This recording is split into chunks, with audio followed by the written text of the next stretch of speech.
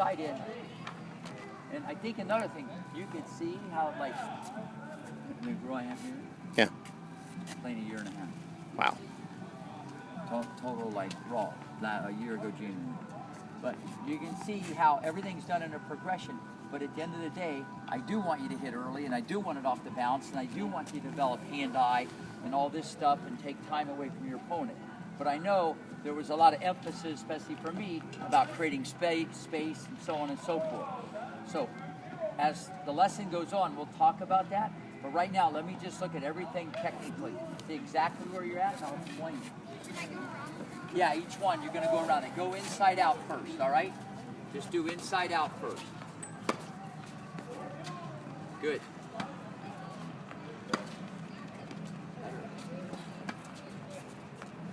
Good. Yeah, he's been working on keeping that left arm out. This is much better. Good hand pat. Very good hand pat. It's got better. It's got better. Out of the basket, it got better. And I don't know what, you were a little sloppy with the balance and footwork when you're hitting, when he's hitting it to you, but just what I'm seeing here I like. He's coming out of the backswing, and you're like that. And you already mentioned, when you let go of the racket, I see that you're not in here, you're trying to get a little extension. What that will do, that will make you stay into the ball longer if you do this, and when you come out, you'll hit it more in front naturally. There's your two little things that you get for free. You just get those for free. I love the hand pat. Where your hand is excellent. Very good. Good explosiveness. Very quick twitch muscles. I like it. Again, keep going. Nice. Everything right off the bounce. Good. Keep the elbow still and just focus on the hand. Again. Good. Right off the bounce. Take your time. Watch it. No matter what we do, I'm really pleased with some of the stuff I'm seeing here, okay? I really want to groove it up. I want to get you rhythmic. You want to be aggressive, but you want to make sure you're always in control of yourself. You know, never feel like you're so aggressive that you're rushing. Never feel like you're so aggressive that you're excited. Just get the power from the timing. Again, right off the bounce. Great timing. And you want to hit as it comes up. Again. Good try, watch it. As you turn, once you turn, keep the elbow there, and then just come out of the loop. See where my hand elbow is? Try to get a little more shape, because somewhere at the end of the day, as this evolves, you want to get your arm closer to a straight. You know, eventually, you know, you don't, remember I keep saying the wing and the leg and all that. When you come out of the loop, the closer you can get to an extension, the better. Again, very nice. Get your unit turn. Yeah, and if you can get, watch, to the, I like the rhythm of your feet too. If you can get to 90, get to your 90, okay? And then, when you shape it, try to get it as much extension as you can. Then when you pull it, then I'll talk about it. So the more you can get the extension, the better. But you keep the elbow. You keep the elbow still. It's all about the hand path. The path of the hand going back here. Again, but see, if we're like this, we just go, we don't want, I want you to pull. Pull that hand and go way out here and then turn it over. Get a good extension. Better. Again, keep the elbow there. That's what I want. Now try to synchronize this off the bounce. Again, watch your left side. Again, right off the bounce. That's what I want right there. Come here, hustle. What did that one feel like? Not that the others were bad, but what did that feel like? Felt a lot. Yeah, see, when he did that one, his elbow, you just want like his hand was so much faster. See, you want to focus on the hand. Even though your legs and hips and all this other stuff's involved, because you always used to chunk the elbow and keep it in and stuff like that, it's just focus on pulling your hand, almost like you're hitting with the hand. That's what I want you to focus on.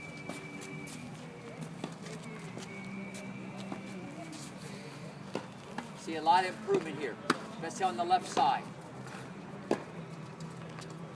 Good. And there's an exact moment when you want to hit this ball. It's not going to be possible all the time because you'll be off balance or you'll be right or left, but you want to hit it as it comes up. You know, as it comes up, he wants to credit time it. That's really the art of the deal, and that's what you did on that one. That just went off your racket like a firecracker. His technique has got a lot better with his feet. See, I'm looking where his racket is, like this, so much better. Getting a good flip, tapping the dog, good. Left side. Left side's your best friend. Good. Again, and I like the feet. And see, this is what you got to do. You got to be in a position, mentally and physically. If you have enough time to wait on the backhand, he should get around that backhand and look for that forehand. You want to just sledgehammer your forehand relentlessly, inside out, inside in. You're building like a weapon in your head. You're building that mindset. He's not shy. He's not shy about that. I'm sure if I saw him play, I might have a different message. Maybe. I really like what I'm seeing here. You've gotten cleaned up in a few areas. Good. Arm getting close to a straight. Very good timing. Right off the bounce. That's what I want. See, I know that's risk, but there's reward. You saw a little girl before you. I mean, she's 9 years old. Okay, she's just gotten in. I mean, you're going to fail, not fail as much, start to succeed a little more than you own it. Yeah, that last one was pretty good. Huh? That last one felt really good. See? Because he hit it at the optimal place. There's a time, the whole thing was sequenced at the right time. And that's what you get with Federer and these guys when they time the ball, okay, and that's what you felt. Not the others were bad or anything, but that one was just like boom. That was perfectly synchronized. But I really like the elbow position. Again. Good timing. Good. Take your time. And all that being said, I know that I mentioned before, you get a little excited, you get a little hyper, you get a lot of anxiety, and you'll get out of that as you keep getting older and more mature, get in touch with your body. So you never want to feel, like I said, rushed. Even though I'm talking a lot of things about making him hit it earlier, do it quicker and all that, if you're playing a match, you might have to like scale it down just a little bit to get used to it. Now in practice, I think you should try to play like this. You know, that's how you're going to build the big C. You get the confidence that changes everything. Keep the elbow right there. Way to push on the ground. As it comes up, that's what I want right there. See, he'll tell you that one felt like the other. What'd that one feel like? Yeah, see, because I just saw it all was perfectly in sync off the bound. And that's the goal. That's the goal. Rackets, this is much better. Much better. Left arm, you see a lot of improvement. You're not bailing out as much. Again, now whenever that happens, obviously it's timing. You just got to get your mind and body working together so everything works at the same time. Keep going, take it inside in. Keep going, take it inside in. Very quick, you got good feet. Again, a few more, let me eyeball it. If you can, try to, when you get the racket to here, try not to move this. It's not bad, it's a couple inches. Going too behind your body.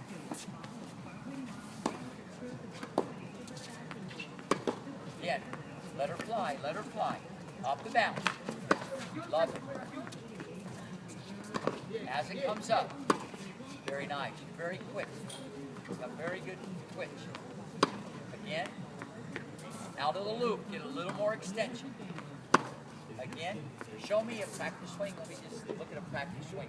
Go ahead, like move over there, set your racket, show me what. Yeah, good.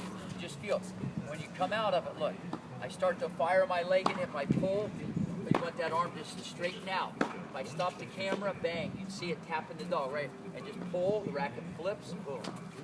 That's the goal. Even if you got to manufacture the straight, that's okay. What's in your chest? Gotcha. Oh, good speed. That's good. Very good foot speed. You were cold turkey. Very good first step. Yes, if you want to bolt, go ahead.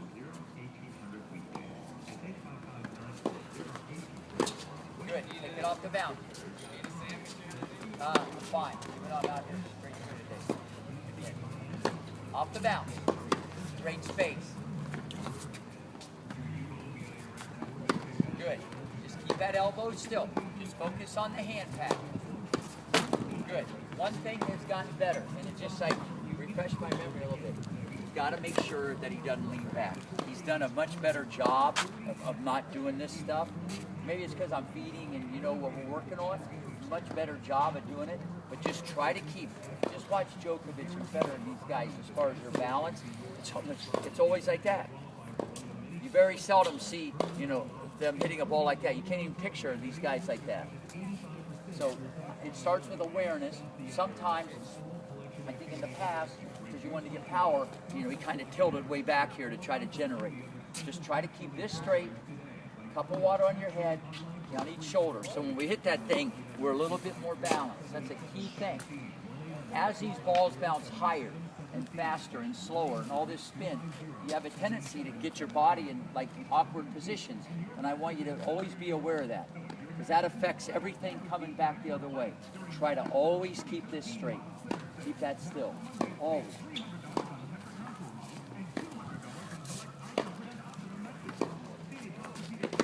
Excellent.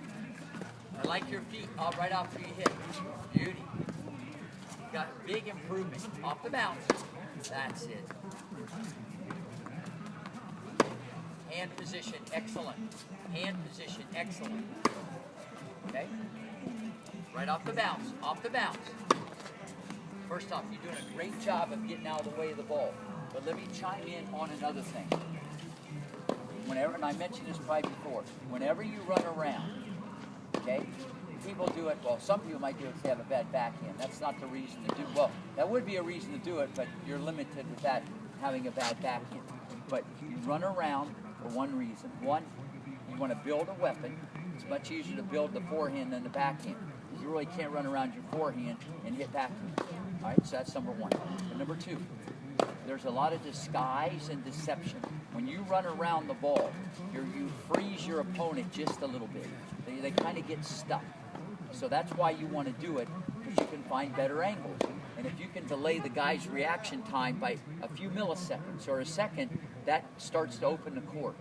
Because you see all these guys run around their backhand, and they got great backhands. Agassi, Djokovic, Rafa, you see it all the time. But they do it to find better angles, and it does disguise the shot a little more than just a basic cross-quarter down the line stroke. Does that make sense? So you want to do that to build a weapon. Disguise. It's more of a tactical thing that you want to be aware of. But your elbow position, awesome. Much better. Pull and roll. Again. Set. Very good twitch. Way to pull. Good. Like how you're playing the ball. Right off the bounce. Again. That's all right. Nice. Now, you might have to. See, I'm still going to say the relationship between you and the ball is the one thing you got to keep working on. You might have to go back a little to go forward. You might have to do this a little to do that. You know what I'm saying? So you're going to have to work your feet a little better. Don't just like run around and think magic's going to happen. Is there a drill we can do to... Yeah, well, I think he should be running around the cone a lot. Just learning to do this, because I see already he just wants to run in and give it a whack sometimes. He doesn't do, but I do the cone where he has to go back and then go forward. What's up, buddy? You need a fork?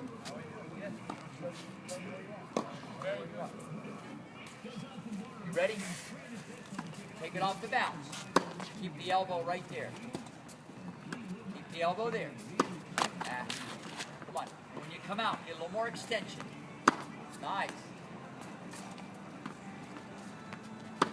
If you can work on it. See, the arm extends from the pole, or you can extend it a little sooner to make it happen.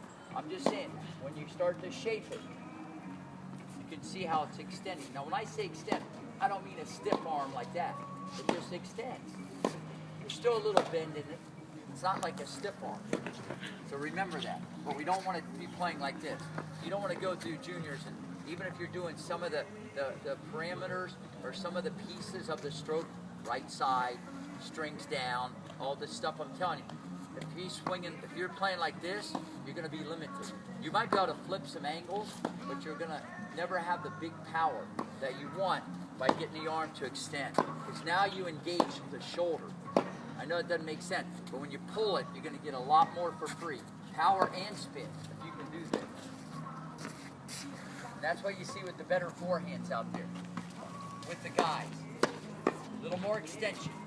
Get the chicken leg. Very nice. Excellent coordination. Again. Next thing. You've always, this is really important.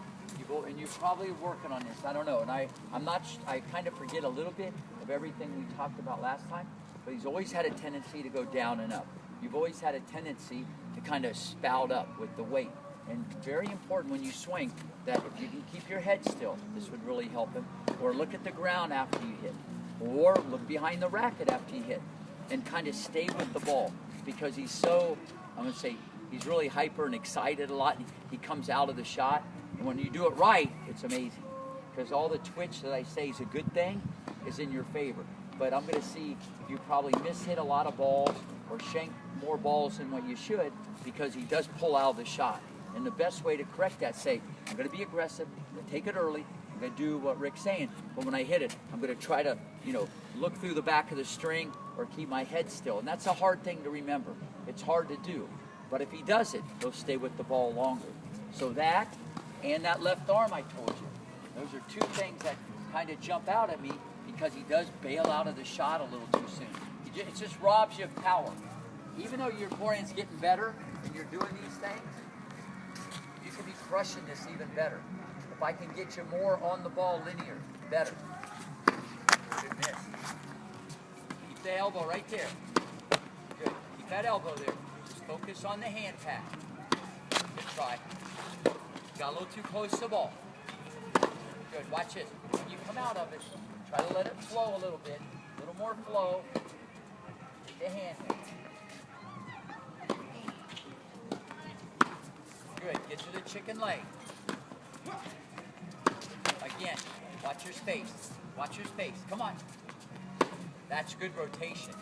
You got very fast twitch muscles. I like it. Again, get a little bit more extension coming out of the loop. Again, show me a slow-mo. Show me a slow-mo again.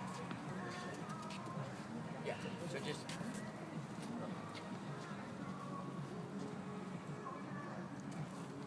get that arm to extend. Good try. Again. Watch it. When you come out, come here for a second. Very important of it. It's gotten so much better, but turn. So much better. When you come out of this thing, see where your hand is? Just make sure that you don't do something like that. Just try to keep your hand down. There. Show me. Well, yeah, make sure when you pull it, his wrist will be cocked. You'll never pet the dog. You're going to tap it. So when you come out of this thing, look, I start to pull, it's always going to be up. I'm not going to pull it when it's like that. What I was kind of talking about, he kind of does that a little bit. Well, I mean, you fixed that a little bit with grip. Yeah, if you remember that. We do much better. When you're a Western, that will turn a little bit more on you. You're definitely doing better. I just want you to focus on this still, your hand. Your hand. You all right? You need water? Okay. Give me that water real quick.